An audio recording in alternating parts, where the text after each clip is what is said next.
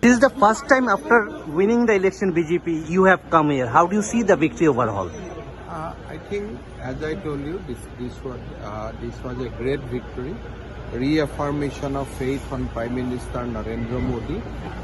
The Karyakarta of Tripura worked very hard. We are proud of them, and I think we owe a lot of our gratitude to the great people of Tripura. Tripura Matha has raised certain issue regarding the welfare of the tribal people.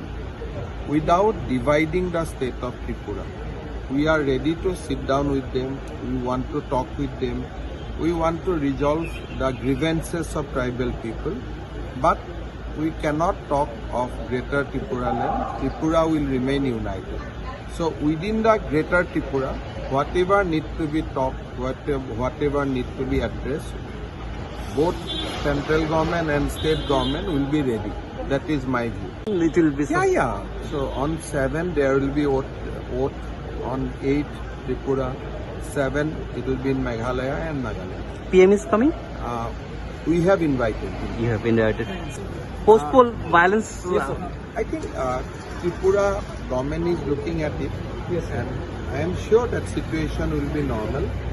After election, it is democracy. Whoever win, whoever lost, we should be one. BJP is also being targeted this time.